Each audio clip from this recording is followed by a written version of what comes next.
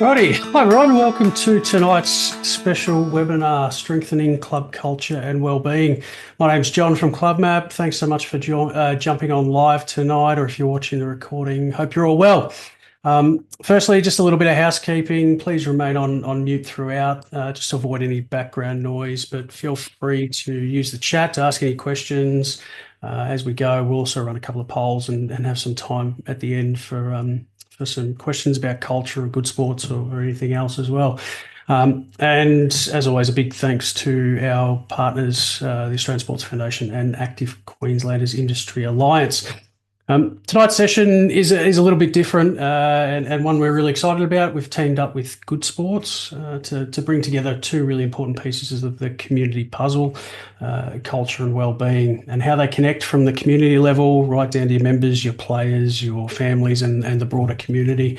Tom and Damon from Good Sports have very kindly joined us tonight to talk about their program, how they support clubs in this space, and some really practical ways they can help strengthen wellbeing within your club environment. The reality is, with most clubs that feel the pinch, they aren't struggling because of what happens on game day or event day or whatever it might be. It's everything that sits behind the scenes, the workload, the communication, expectations, behaviours, and overall environment that people walk into every week.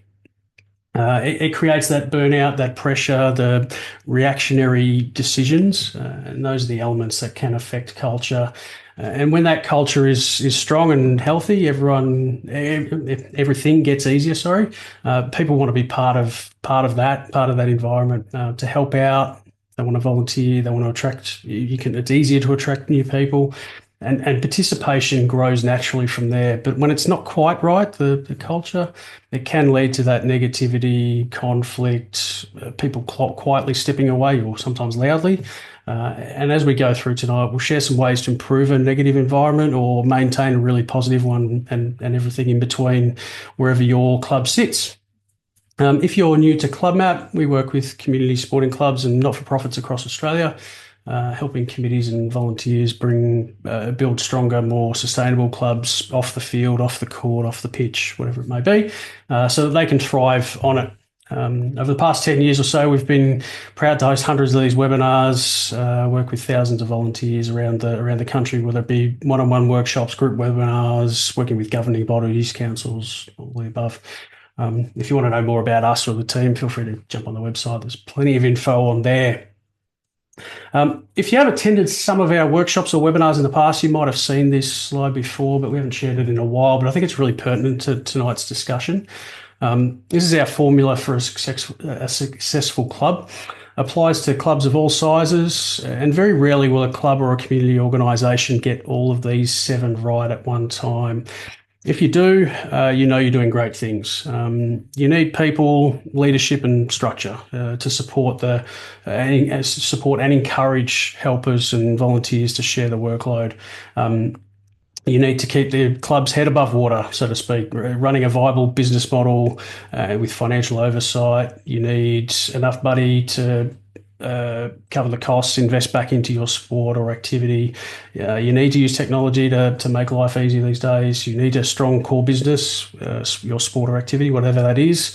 Strong is subjective, obviously, and whatever you see as success, whatever that looks like to your club, if you're willing to invest in that, you're going quite well. You need the best possible facilities, build it right and they will come sort of attitude, and then a strong culture, which is leading into tonight's topic. Build that right and people stay. We'll come back to that as we go. Really good exercise to go through is just see how you're going with each of those as we go tonight, or upon reflection over the next couple of days or so. But that's where we're going to start tonight, particularly talking about leadership and culture in the first part. Before we do jump into tonight and then into the content, as we do in every webinar, I just want to get a bit of background. Hopefully that poll's popped up for everyone. Just a few questions about tonight's topic to get an understanding of how your club's culture is and engagement with Good Sports. Is your club or organisation registered with Good Sports? How would you describe the culture at your organisation? Nearest the pin there, I guess. And does your club have a vaping policy? So yeah, while that populates, tonight we'll start with, I guess, the common challenges and influences towards culture, the role that leadership plays in club culture, and a few tips to improve that culture. And then Tom and Damon will jump in and take over and give you a bit of background on good sports, the role that health and wellbeing plays in culture, and some evolving focus areas, and then some fantastic club examples as well. And then, as always, a bit of Q&A at the end, and how we can help if your club needs it. Um, so that poll's still ticking away. I might just keep moving though, because we do have a bit to get through. So what is culture? We hear this. We hear that this club or that club has good culture, or they might have bad culture. You might hear similar comments about a school, a workplace, a business, whatever it may be as well. It can be important to any collective of people with a shared interest or purpose, I guess. Culture is, we refer to it as the shared values or behaviours, basically, that shape how people experience a club or an organisation. Essentially, the overall feeling that people get from being involved in that club. Probably the best way we've ever seen it described is culture is what people say about your club when they're not in the room. That external perception can often be way off, either positively or negatively. You just want to make sure you can do whatever you can to ensure that positive culture is shared and promoted. Tonight, as we go through, we'll spend some time on why it is so important, and how to build that positive culture. But it's ultimately driven by actions. Those actions might be on the field, off the field, on the court, on the pitch, etc. They might be in committee meetings, decision-making processes, at events, in dealings with new members of the club, sponsors, the broader community, whatever it might be. It helps form that clear identity or brand that your club has as well. This is who we are, and how we do things. And I've mentioned it before, much like infrastructure and facilities where you build it and they will come, you build your culture right and people will stay.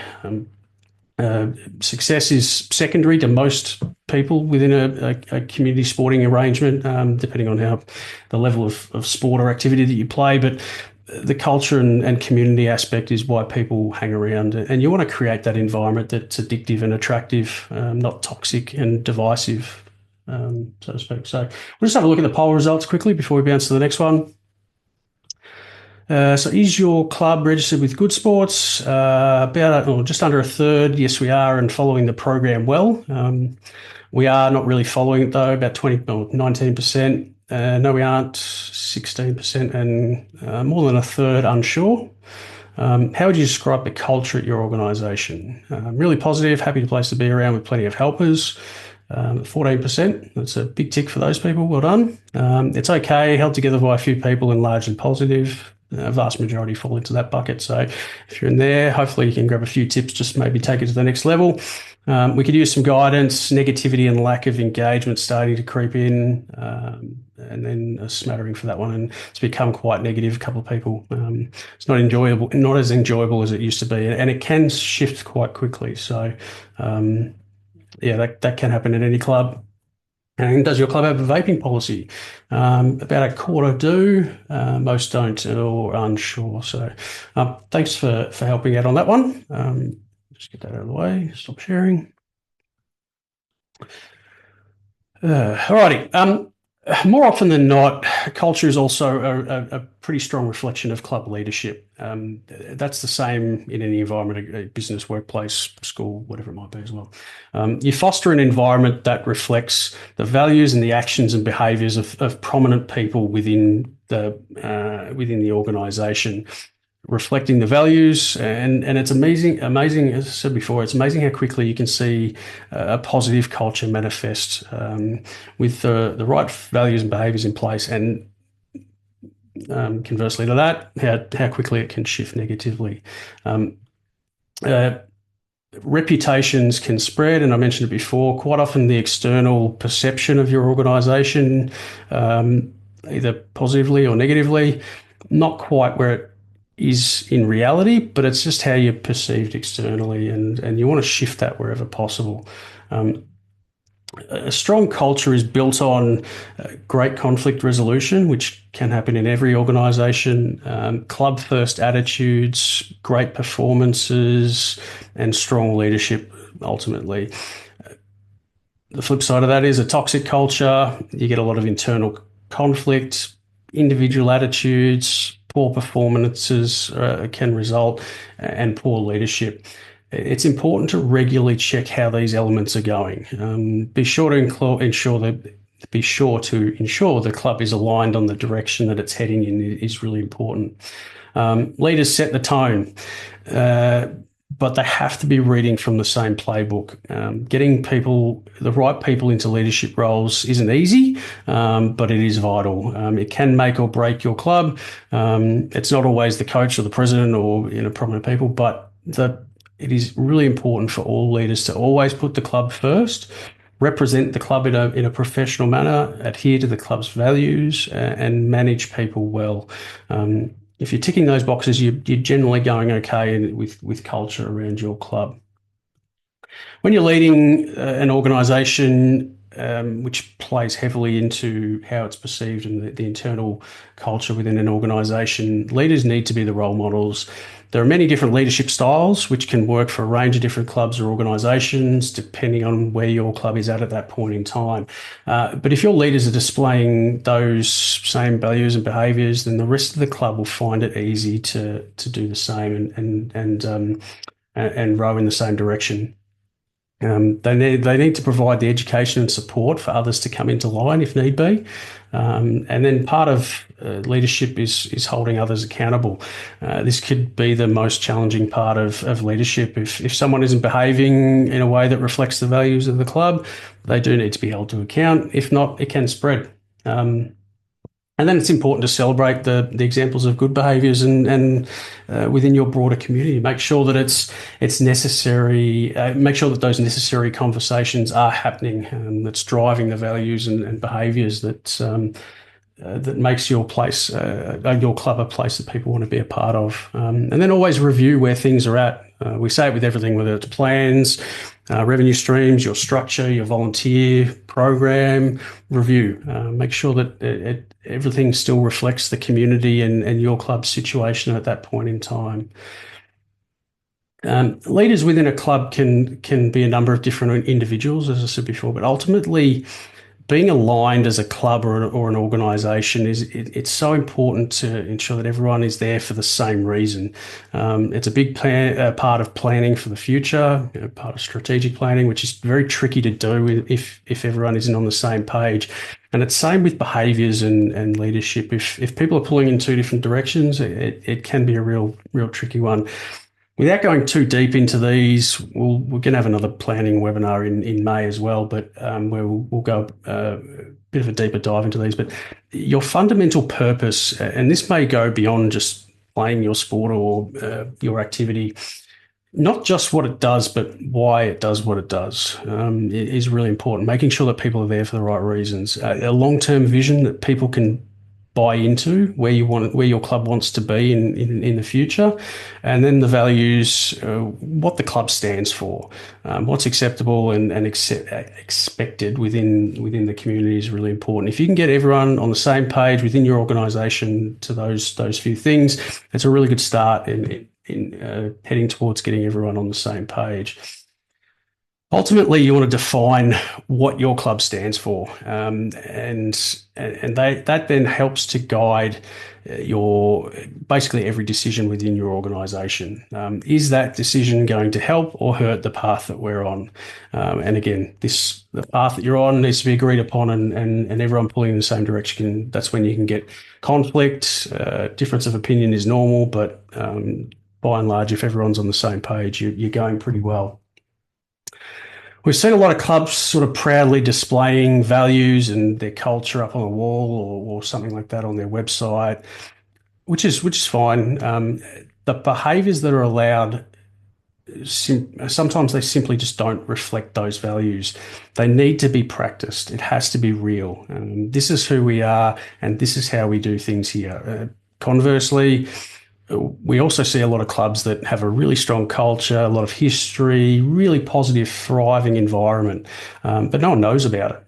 It's not promoted, really mentioned, not really shared on their socials. Their social media might be more promotional than personable, or great stories about what the club is doing within the broader community. So always keep that in mind. Share the good stuff that you're doing, and it will flow on, snowball effect. And then leaders model behaviors as well. So those small actions can have a massive impact. Something as small as picking up rubbish in the change rooms or tidying up after others instead of leaving it for someone else. It spreads the vibe that no individual is bigger than the club itself, and leaders are custodians of a culture, protecting the good parts of the club while being open to change where needed. But at the same time, that impact is really important. And if the leaders role model conflict resolution as well, inclusivity, respect, it filters down through the rest of the club into the broader community, and it doesn't take long to shift a really positive environment, shift a negative environment positive. To shift your culture, you can start with things like recognising contributions, not just on the court or on the field, which clubs are really good at. Thank your volunteers, celebrate milestones, highlight the quiet achievers within your broader community, all the really good stories. A lot of clubs go over and above to help other community organisations, charities. So that's the stuff that you want to share, the stuff that doesn't necessarily just impact on the court at your event or on the pitch or whatever it might be. And then it's really important to have all your policies in place and deal with those issues, things like poor sideline behaviour, whatever it might be. You want to deal with them quickly and fairly within the policies and procedures that you've set out. Set the tone, but in a fair and equitable manner. You want to make sure that everyone knows what's expected and accepted at your club, and it does create a really positive environment for everyone to be a part of. Leaders then model that respect towards referees, officials, opponents, each other, other clubs, other organisations, your sponsors, members, the broader community. That word respect gets thrown around a little bit, but it is so important, particularly within a competitive sporting environment. Things can get heated. That's just the nature of sport, but making sure that respect is front and centre is really important. And then members and participants need to feel like they're part of something bigger. You can't rely on them to do so, though.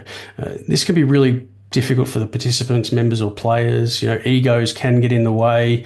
I know I had one when I used to play competitive sport. I had to put that away from time to time. Every decision that's made has to be club first. And at the same time, clubs are often people's strongest local community connection as well. So they need to feel like they belong there, and creating spaces for connection beyond the game or the sport or the activity is really important. Social events, family nights, family days, charity fundraisers, whatever it might be, not just for the club, but for the broader community. It creates that connection to the club whilst you're obviously playing or competing or participating in something. That's what creates sustainable membership, connection, loyalty. Members are more likely to stay, volunteer, advocate for the club, and they feel part of something bigger. Overall, foster an environment that people want to be a part of, not feel like it's a chore to turn up. And another major part of that is health and well-being of your members and participants. And that goes well beyond just dealing with injuries and things like that, which brings us to the second part of tonight, the role that good sports plays in a healthy club culture. So I'd like to bring in Tom and Damon now. So thanks so much for joining us tonight, guys. I'll throw it over to you guys to walk us through how good sports can help your club. Thank you so much, John, and thank you very much for having us. It's so fantastic to see so many people giving up their time to be here on a Monday night to learn a bit more about club culture, and it's a real sort of a real show of the kind of dedication and commitment which you all have to your clubs, and something that Damon and I will be touching on quite a lot throughout here. So we'll just chat through a little bit about the Good Sports program in terms of what it looks like and how we support healthy club culture, particularly in the face of things like alcohol and other drugs. But we'll also take you through something which has really been popping up quite a lot lately, and that is vaping, and how we can all work together to help tackle vaping out and beyond your clubs. But before we get too far into that, I just want to give you a bit of background about us, if you're not familiar with us already. If we could have the next, thank you. So the Alcohol and Drug Foundation, or the ADF, is Australia's leading drug and alcohol harm prevention organisation. We've been running for more than 65 years, working to reduce harms from alcohol and other drugs across Australian communities. And Good Sports is one of the ADF's core programs. It is Australia's largest community health sports program, with more than 12,000 clubs involved nationwide. Now, we've been working with community sporting clubs for over 25 years now, supporting clubs from all sizes and codes to help strengthen and maintain their club culture, creating safer, healthier, more family-friendly environments. In short, we're all about member wellbeing. We understand that community sporting clubs are at the forefront of healthy members, and by extension, healthy communities. And that's why we've maintained an unwavering commitment to supporting community sporting clubs to build healthy club cultures. Next slide, please. As experts in the alcohol and drug space, we understand the importance of building club culture through providing supportive, family-friendly environments. Without appropriate policies and resourcing in place, the great work that you do in creating a positive club culture and stuff like role modeling, through providing that place of belonging, can really be undermined. So that's why over the last 25 years, Good Sports has strived to address the ever-changing needs and emerging challenges faced by our communities. This includes policy initiatives focused on things like proactive alcohol management, mental health support, illegal drug management, adoption of safe transport policies, and most recently, vaping. Now, I love the point that John made earlier about leaders setting the tone, but all having to read from the same playbook. Because we understand that the first step in building and strengthening a positive club culture is by increasing the knowledge and confidence of your committee to not only develop, but maintain proactive policies that promote that safe environment that we're talking about. And why is this? Well, because having formalized policies in place helps set a clear message that you care about the safety and well-being of members and guests, helps set clear expectations for those within the club, whether they're members or visitors, and more importantly, helps prepare those at the club to react in a fair and calm manner if any incidents do ever pop up. Now, by ensuring that legislative requirements around things like alcohol and drug management are maintained through policy, you're able to build upon those commitments by going above and beyond to really help cement your club culture as being as supportive as possible for members. This includes things like raising awareness of mental health and alcohol and other drug supports and how to access help for members, preventing children exposure to potential alcohol and drug-related harm at the club, whether that's at a wind-up, post-game celebration, or an end-of-year event, or even just after training. And building diversified and sustainable funding pathways without a reliance on alcohol sponsorship. And in combination with other facets, things like proactive management of social media, positive role modeling within the club, it all works to contribute to and uphold the reputation of the club, which matters to sponsors, partners, and more importantly, existing and prospective members as well. But this can be a lot, right? Especially if you don't know where to start, which is where Good Sports comes in. Now, we understand that you're all busy volunteers and already have so much on your plate, which is why we've developed specialized tools and resources to help ensure that you have the backing and confidence to manage and prevent potentially harmful situations. When you first joined the Good Sports program, and I know some of you are familiar with us already, some of you might not have been in for a little while, and some of you might not be part of the program yet. But as a little bit of a refresher, when you do first join, you're presented with a really quick Good Sports questionnaire, which just helps us ensure that the resources and support that you receive is tailored to suit the specific needs of your club. Once that's complete, we have a really accurate understanding and idea of any areas that might require improvement or immediate change, and any areas where formalizing policy can help prevent potential harms in the future, right? So it's addressing not just present challenges, but also reinforcing fantastic work you're already doing and helping maintain that into the future as well. From there, Good Sports takes the guesswork out of strengthening your club culture by supporting you to implement policies covering a range of topics, including tobacco, vaping, alcohol, mental health, and more. providing individualized support from good sports projects relationship managers like myself and Damon, and a couple of our New South Wales colleagues who I noticed joined us online as well. We also provide free access to a whole range of resources, including stuff to do with alcohol, incident management, sponsorships, and things like that. By joining Good Sports, you do also demonstrate a really strong commitment to your member health and well-being. And as mentioned previously, we have developed a suite of new vaping resources as well, which Damon will speak through in a little bit more detail. Now, we've got a couple of levels of what we call accreditation in this program, one of which being silver, which is you're kind of maintaining your legislative requirements. The other being gold, which is what clubs strive towards by creating that environment where policies are formalized, supports are available and visible to members, and the expectations and club values are reinforced through all committee members, staff, volunteers, and officials. Being on the same page, like John said, is a really vital step in making sure that we're embedding that positive club culture. And that creates a culture which is not only cohesively managed, but also supportive and upholding your reputation as a club, cementing yourselves as leaders in the community. Now, we know this works. Over the last 25 years, Good Sports has made a really significant impact on community sporting clubs across Australia. As I said, reaching more than 12,000 clubs. And some of the key findings from our various program evaluations have shown that Good Sports clubs have seen a 37% reduction in risky drinking, a 42% decrease in overall alcohol and other drug-related harms, less reliance on alcohol sponsorships, greater confidence in managing illegal drug issues within the club, and 70% increase in awareness of mental health issues as well, which is a really important part of club culture too. Additionally, clubs who have reached that gold level that we spoke about have found that they have good knowledge, over 90%, and positive confidence, 92%, in maintaining positive changes adapted through the program, such as promoting non-risky alcohol use within their clubs. And I just want to make a point as well that, when our kids go off to training or take to the field or the pool or wherever they're engaging with sport, they don't just learn how to kick goals or score runs. They pick up habits for life, right? And with Good Sports, what we're trying to do is make sure that they're healthy habits. And this translates to increased volunteer numbers, female participation, and junior teams as well. But don't just take our word for it. Do hear from our amazing Good Sports Awards winners, which is an annual event that we run each year. We've just had the winners' videos come out, so really keen to share these with you. We can circle back to the videos, but I'll just pass over to Damon to run you through that really important issue and emerging issue that we spoke about earlier, which is vaping and some of the really new and exciting initiatives which we've got in place for our Good Sports clubs to really help make sure that we're tackling it at the club and beyond as well. So thank you very much for listening, and over to you, Damon.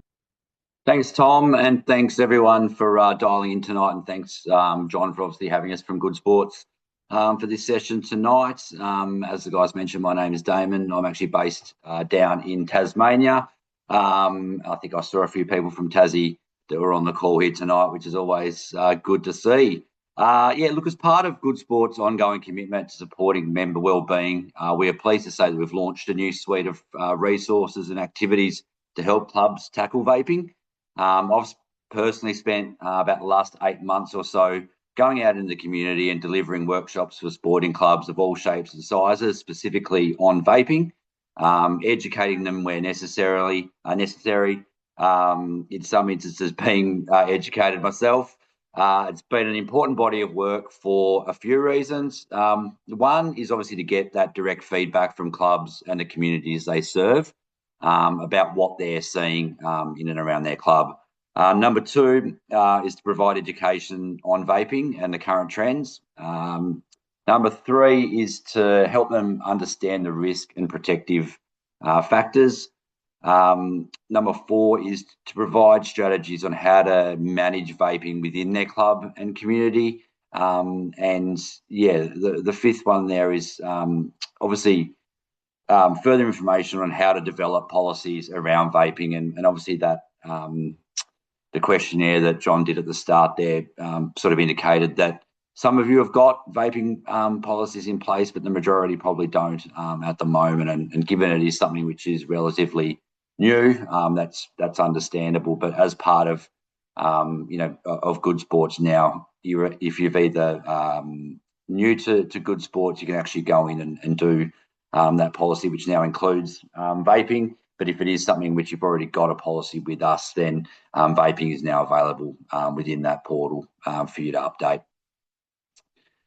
Look, as everyone on this webinar can probably attest, sporting clubs are evolving beasts. Issues you're dealing with now that impact club culture might not have existed 5 or 10 years ago. And I think equally important is that clubs are setting standards and implementing policies today that might not take effect immediately, but will set them up for future success. So you're making decisions for both now and for the future. So right at this moment, we are seeing the use of vapes amongst young people especially as a worrying trend.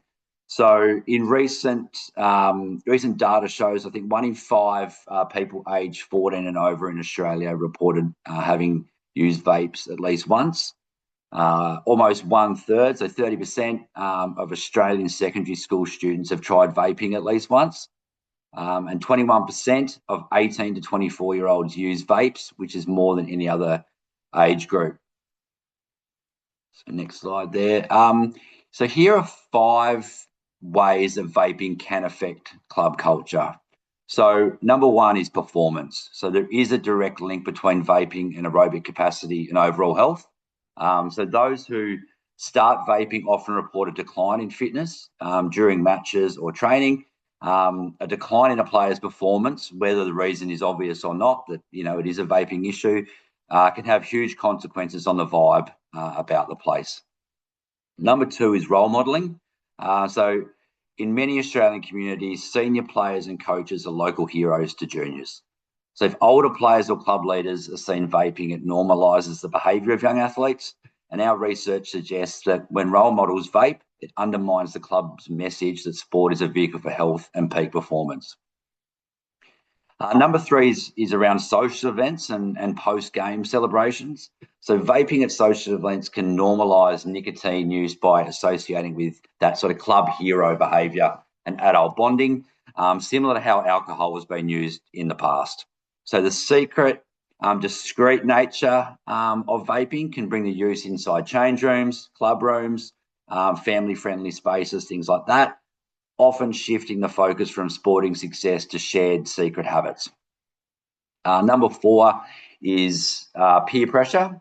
So people feeling forced to experiment with vaping as it's deemed a less harmful alternative to smoking, and it might smell nice and taste nice. This can cause division between those that do vape and those that don't. And number 5 is shifting club values and sponsorship. So a visible vaping culture can jeopardise a club's eligibility or attractiveness to grants, to sponsorship opportunities, and potentially missing out on those opportunities can sometimes cause a bit of a rift within a club. So the top 5 things that clubs are doing to combat and address vaping at the moment, which is leading to better club culture, are the following. So 1 is having a clear vaping policy and sharing it with its members. As I mentioned before, you're available to do that now in your Good Sports portal if you are a member. If not, then when you do your full policy now, vaping is actually included in that. So what do you want to stand for as a club? As I said, having that stance, then sharing it with your members and being something which you're really looking to uphold is a really, really good and powerful start.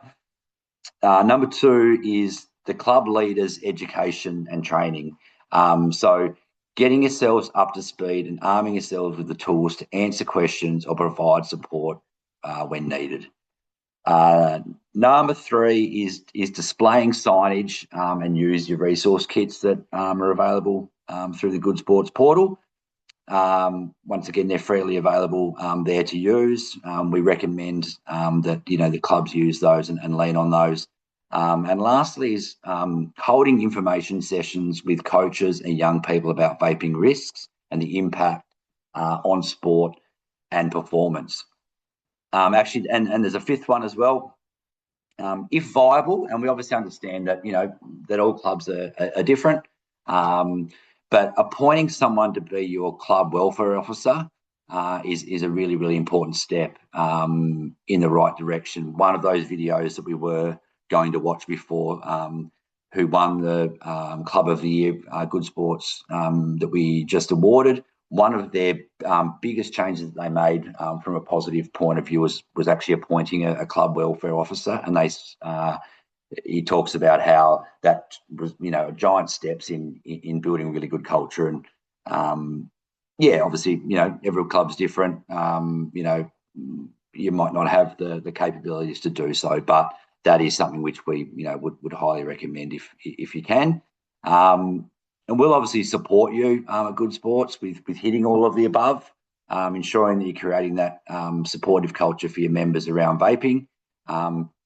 But we haven't kind of stopped there as well. We've also launched 2 brand new unique sessions that are freely available to our Good Sports clubs as well, for those that want to take that next step and ensure that your coaches and young people receive the support, education, practical guidance to proactively tackle vaping. So that's first special vaping activity that we've produced is our Good Sports coaches and leaders vaping training. This training uses a unique approach to target all coaches and leaders at your club. We know your coaches and leaders care about the wellbeing of junior members, and we know that young people view sporting coaches, leaders as a trusted source of information and are likely to listen to them. So meeting your coaches and leaders are in a unique position to have a positive influence on young people at their club to prevent and mitigate the risk of vaping, both at the club and also in their local communities. So that's why it's really important to not only have background knowledge about vaping, but also how to confidently have a meaningful conversation with those young people within your club as well. Attendees at this session not only receive this training, but also receive newly developed take-home resources, which include a one-page recap of the session, a Talking About Vaping with Young People guide, and access to an online landing page with further information about vaping and available support services. These resources can be used to help plan a conversation to proactively address vaping and to be equipped with the confidence to know what to say if someone needs to talk about it. And that sort of dials back before when I was talking about the club welfare officer, that someone assigned in that position is going to be someone who's going to be, a really good candidate to kind of lead and drive this within your club. Then there's the member information session, which is designed to bring together the young people in your club, so age sort of 13 to 18, delivering the facts and consequences about vaping directly to young people in a safe space, empowering to rethink their habits or confidently say no. Parents are invited to stick around and watch those sessions as well, although we encourage that they, leave the interactions to the young people and not actually get involved, but, can certainly be there to watch. These are designed to not only help young people understand the risks and harms associated with vaping, but also where to go for support if needed, and to reinforce a positive messaging for those who are not already vaping, helping them continue to make those healthy choices.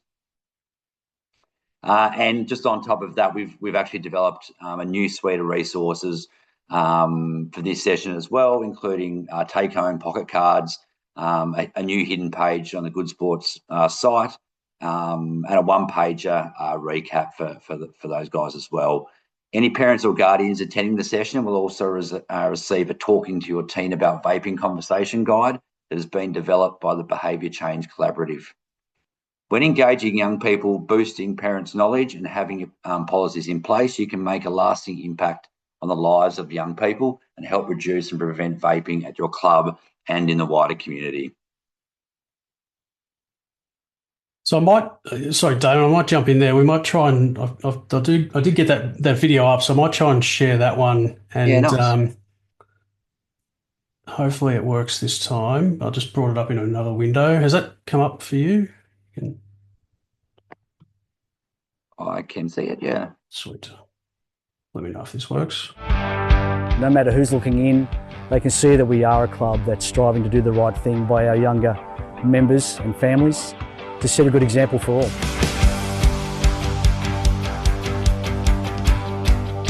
So my club, the North Coburg Rebels, we've been around since 1986, started as one team of 9 cricketers looking to do something over winter.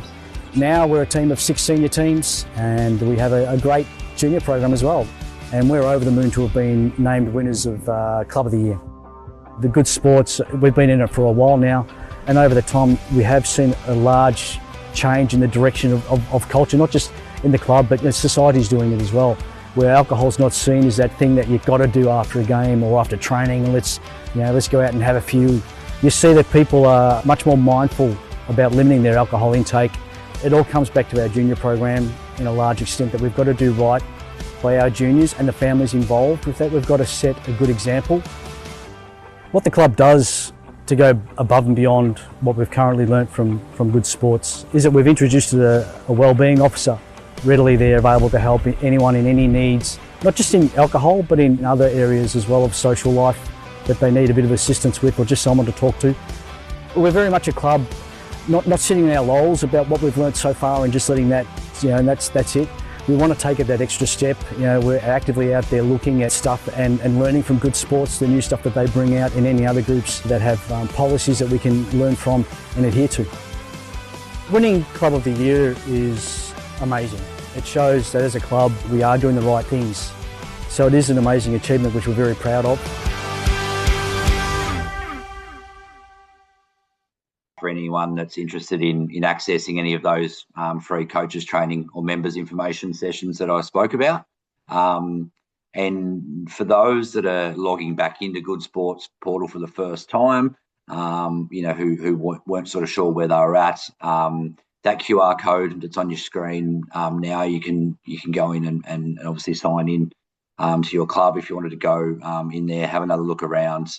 I think I saw some people mention earlier on that there are some gold accredited clubs that are on board and on this call tonight, which is great.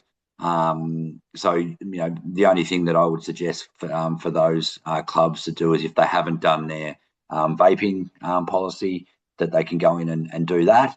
But yeah, a couple of different options there. Obviously, those that are with us already, those who are looking to find out some more information or to have someone from Good Sports actually engage their club and come out and talk about vaping, whether it be with their coaches or leaders or their junior members as well. We'd love to obviously hear from them and organise something. Perfect. Thanks so much, guys. I've just got the link up for the second video. I'll play that one at the end. We are stretched for time a little bit, but after some Q&A, I'll play that one because it is worth having a look at as well. So thanks again, Damon and Tom. I think some great insights, success stories, and I know the club that I was involved with for a long time was probably guilty of being a Good Sports club that didn't quite follow it as best we could have. Basically it just came down to time and all that sort of thing. But I know that I certainly learned a lot about vaping within the community sport environment that I didn't know previously. So really appreciate both of you for giving up your time tonight. And the guys will hang around for any questions. I saw there was a few popping up in the chat as well, which is great. Just to summarise, what are the benefits of that positive club culture? Because it's all well and good to talk about why we're doing this and how to do it and the challenges that are involved. But ultimately, you want to be attractive to new members, sponsors, more welcoming to volunteers, internally, just a more enjoyable and positive environment to be a part of. Often results in better performances, a greater retention of participants, and a positive brand within the greater community. And that overall club strength within the broader community is really important. So as we do each and every week, we'll get to some Q&A shortly as we do, but I just wanted to share some ways that we can assist at CLUBMAP as well. If your club is struggling, whether it be with things like culture and environments, or if it's sharing the workload, more volunteers, fundraising, generating revenue, planning for the future, even if you're a club where you feels like something's not quite right, but you're not sure what it is, we can help you with those sort of things. It can start with our resources hub. it's there for individuals and clubs. You can just go to hub.clubmap.com.au, full of videos, articles, documents, templates, all our webinar recordings, blogs, articles, that sort of thing. So on all those topics, all the off-field, off-court stuff that we sort of have webinars on. So you can check that out anytime. To help your club. And then we have a range of online club workshops where we work one-on-one with your organisation to help build a roadmap for the future, basically. Whether it's a deep dive strategic plan or more focused on the here and now pressures like more volunteers or new fundraising opportunities, we can help your club. The planning workshop is sort of the best of everything. We'd also have single topic workshops and things like that. But with all our workshops, you do get 12 months support from us, so you can use us like another VP as well. Access to our resources hub and obviously the tailored plans for your organisation. Even the smaller clubs that we've worked with are in a much better spot, up to 25,000 and sometimes more than that in new revenue. 6+ new volunteers in key positions, membership growth, sponsorship growth, more time to focus on your sport or activity, whatever it might be. They're really powerful workshops to go through that can shift leadership and the committee's direction with your club, which can then have a flow-on effect to things like culture and attractiveness. Club can fund the workshop. We can also help you find a grant. We've got a grants team at no cost to your club. We'll try and hunt something down to help you fund it.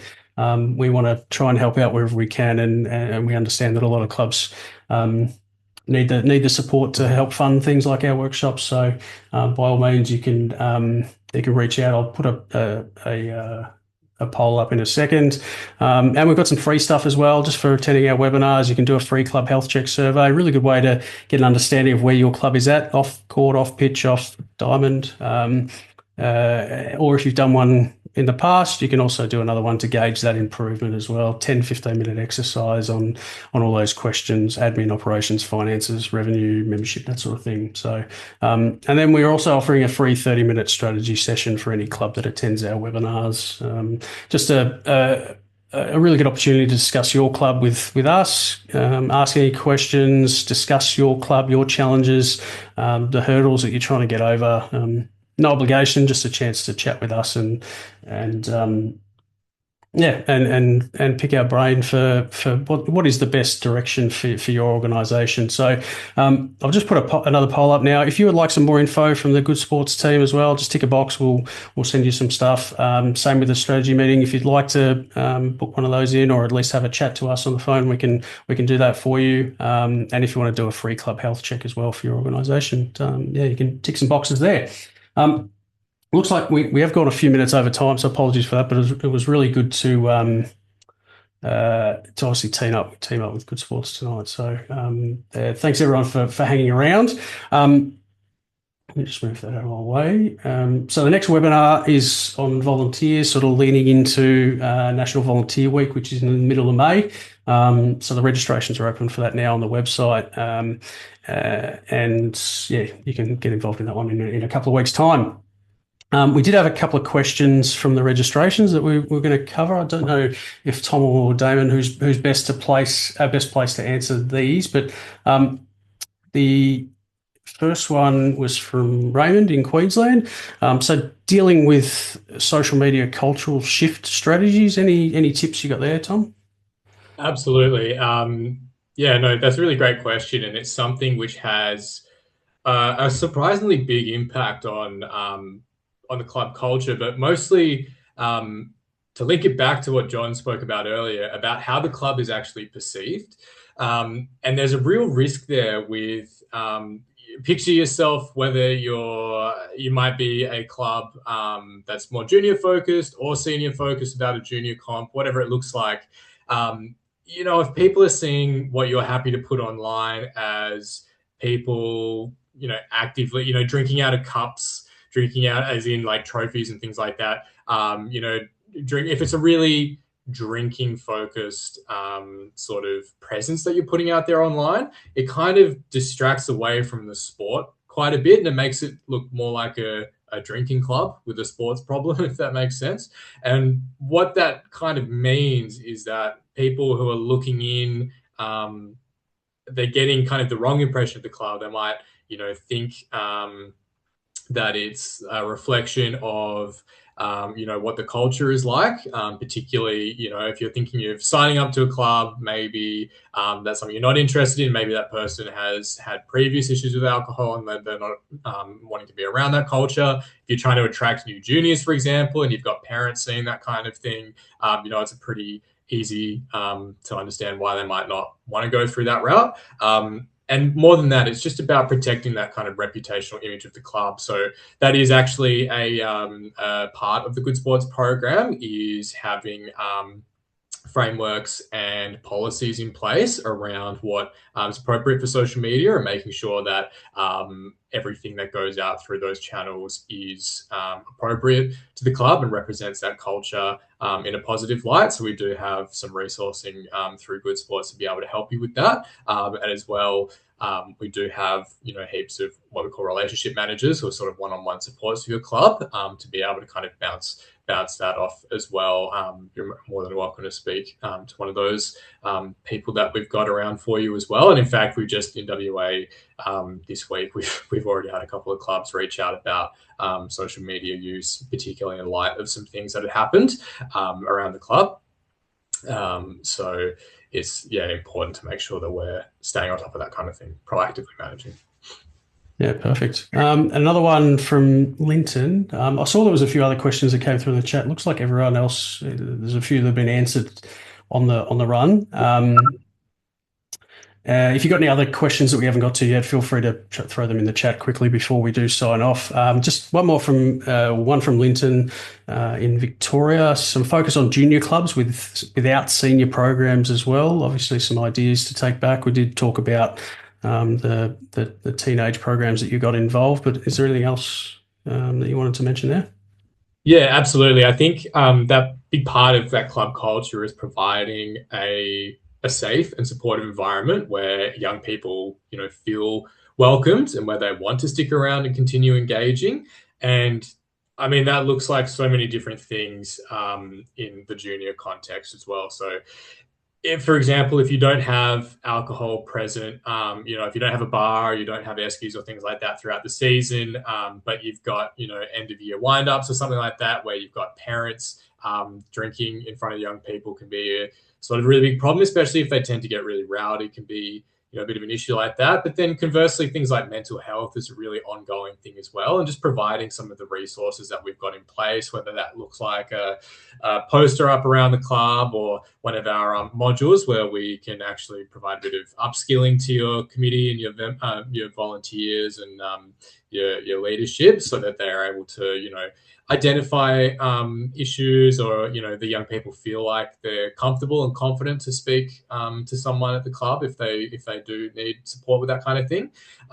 Same thing for our vaping resources as well. We spoke about that members info session, but more than that, having your policies in place to make sure you're getting ahead of the curve and proactively managing those kinds of things, whether it's, really clearly displaying signage, whether that's communicating through social media is a really good tool for getting the message out there, role modeling, all of these kind of things all kind of build that kind of healthy club culture and environment that we've been talking about. So if you do have, a junior focused club, putting those proactive policies in place, really going above and beyond to utilize those resources and cement yourselves as leaders in the space, and making sure all of your juniors feel comfortable, not just at the club, but to speak up if they are in need of support, are all things that you can do as kind of a junior focus as well. And like I mentioned, that Good Sports questionnaire will really tailor it towards those needs as well. Yeah, awesome. Thanks for that, Tom. I just saw Mark's comments in the chat as well around the work that his club is doing with Good Sports as well. So some worth checking out the chat if you haven't had a look already. big advocate for what they're doing at their club as well. One last one that I did want to touch on, Tom Wilson from Good Sports threw a question at us in the registrations as well, which is a really good one. Any tips on securing valuable partnerships like what we're teaming up on tonight with Good Sports, with the goal of achieving positive outcomes for both parties, which is a really good question, and it applies to just as much clubs with their sponsors and local businesses, co-tenant clubs, other community groups as it does to us aligning with Good Sports. We did chat about this in the sponsorship webinar recently as well, in a slightly different light, but sort of using tonight's lens, you want to make sure that any organisation or business or whatever it might be that you're partnering with is aligned, essentially. Values, behaviours, how they're portrayed as well. I mean, sometimes the biggest shift for a lot of clubs can be stop thinking about what we can get, out of maybe a business or another organisation, but what we can offer. The best partnerships are built on those shared outcomes, not just a transactional arrangement. So be really clear on your value proposition for the other organisation first and foremost. Ensure that it has a real value to that partner as well. And like I said before, just making sure that everything you do is aligned with how they're portrayed and their organisation as well, because it can reflect on your club or your organisation as well. So every partner is different. Understand what matters to them as well, and that should steer you in the right direction to getting a really good, positive, long-term partnership in place. So. Yeah, I just wanted to highlight that one because it does lead into what we were talking about tonight with values and all those sort of things when you are teaming up with other organisations, which a lot of clubs do. So I can quickly play that other video if anyone wants to stick around and watch that for a minute or two. Let me just pause this share, bring this one up.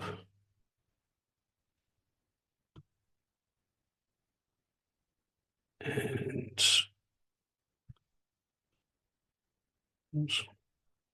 I'll share this one.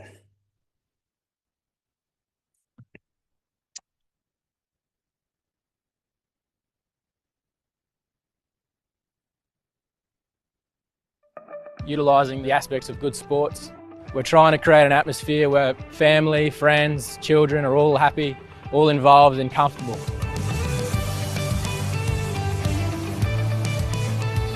Gladstone Suns are a family-focused, junior-driven sports club. The season of 2025, the children almost outweighed the parents. Our junior numbers had grown rapidly, and I think that's purely from word of mouth. Families come down, they see the atmosphere we're providing and the control aspect that we have, and that's a very welcoming environment.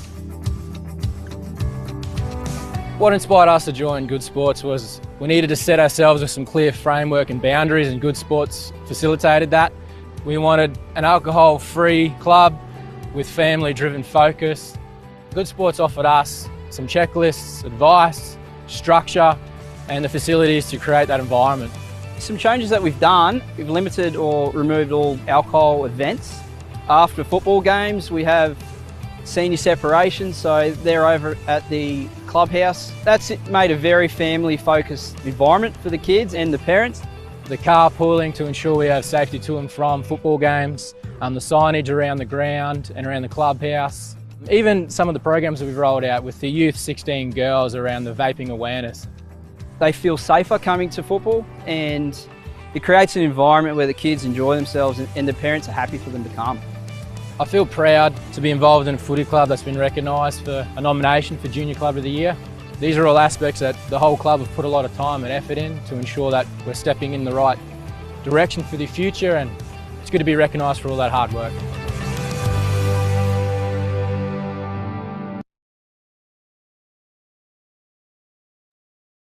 Another really good story. So yeah, apologies for the false start with those videos before. Don't know what happened with the slides, Tom and Damon. Sorry about that, but yeah, a couple of really good stories. We'll share the links around. We'll share some other info and bits and pieces. And if you tick the box wanting a bit more information, we'll certainly send you some stuff. And I know Tom and Damon will do that as well with their team. Hopefully got some great tips out of tonight. Apologies, we have gone a few minutes over, but yeah, a couple of hiccups but it was really good information and great to have Damon and Tom on to share their insights and the background to the Good Sports program, which we are big fans of. So, yeah, enjoy the rest of your week, everyone. Thanks again, Tom and Damon. And yeah, if you've got any questions for us or the team, feel free to reach out. Or if not, we'll see you in a couple of weeks for volunteers. And enjoy the rest of your week, everyone.